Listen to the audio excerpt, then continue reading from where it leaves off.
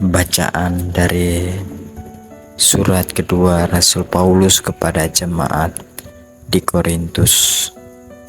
Saudara-saudara, harta pelayanan sebagai rasul kami miliki dalam bencana tanah liat, supaya nyata bahwa kekuatan yang berlimpah itu berasal dari Allah, bukan dari diri kami sendiri.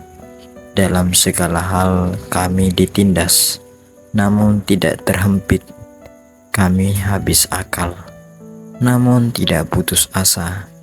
Kami dianiaya, namun tidak ditinggalkan sendirian. Kami dihempaskan, namun tidak binasa. Kami senantiasa membawa kematian Yesus di dalam tubuh kami, supaya kehidupan Yesus juga menjadi nyata di dalam tubuh kami yang fana ini. Demikianlah maut giat di dalam diri kami, sedangkan hidup giat di dalam kamu. Namun kami memiliki roh iman yang sama, seperti ada tertulis, "Aku percaya, sebab itu aku berbicara." Karena kami pun percaya, maka kami juga berbicara.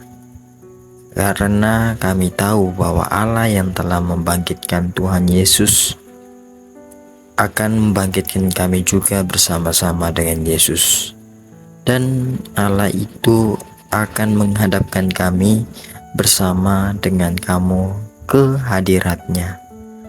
Sebab semuanya itu terjadi demi kamu, supaya kasih karunia yang semakin besar karena semakin banyaknya orang yang menjadi percaya menghasilkan ucapan syukur semakin melimpah bagi kemuliaan Allah.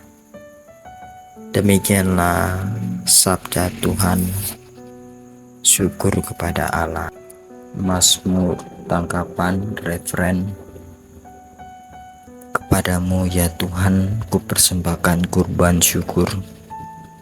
Aku percaya, sekalipun aku berkata, aku ini sangat tertindas. Sekalipun aku berkata dalam kebingunganku, semua manusia pembohong. Referen, kepadamu ya Tuhan, ku persembahkan kurban syukur. Sungguh berhargalah di mata Tuhan kematian semua orang yang dikasihinya. Ya Tuhan, aku hambamu, anak dari sahayamu. Engkau telah melepaskan belengguku. Referen, kepadamu ya Tuhan, ku persembahkan kurban syukur. Aku akan mempersembahkan kurban syukur kepadamu dan akan menyerukan nama Tuhan. Aku akan membayar nazarku kepada Tuhan di depan seluruh umat-Nya. Referen, kepadamu ya Tuhan, ku persembahkan kurban syukur. Bait pengantar Injil. Haleluya, haleluya.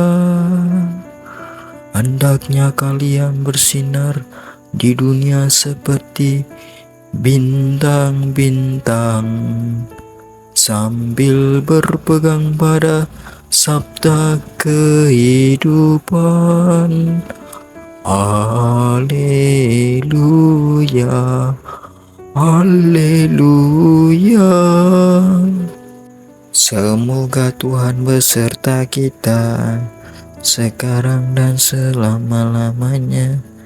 Inilah Injil Yesus Kristus menurut Matius. Dimuliakanlah Tuhan.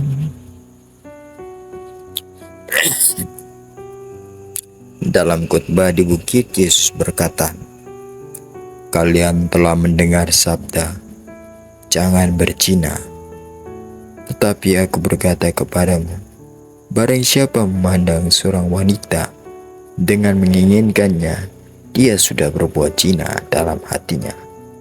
Maka jika matamu yang kanan menyesatkan dikau, jungkilah dan buanglah. Karena lebih baik bagimu satu anggota badanmu binasa daripada badanmu seutuhnya dicampakkan ke dalam neraka. Dan jika tangan kananmu menyesatkan dikau, penggallah dan buanglah. Karena lebih baik bagimu satu anggota badanmu binasa daripada dengan badanmu seutuhnya masuk neraka. Tapi disabdakan juga, barang siapa menceraikan istrinya harus memberi surat cerai kepadanya. Tetapi aku berkata kepadamu, barang siapa menceraikan istrinya kecuali karena zina, dia membuat istrinya berzina. Dan barang siapa kawin dengan wanita yang diceraikan, dia pun berbuat zina. Demikianlah Injil Tuhan. Terpujilah Kristus. Saudara-saudari yang terkasih, hari ini Yesus memberikan pengajaran yang tegas. Bila kita renungkan, Yesus ingin kita melihat inti dari hukum Taurat. Bukan hanya di permukaan saja, kita diajak untuk memahami makna secara lebih mendalam.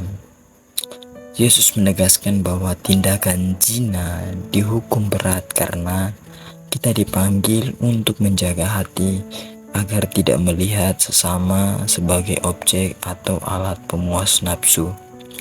Itu berarti kita merendahkan martabat manusia yang diciptakan setara dengan citra Allah.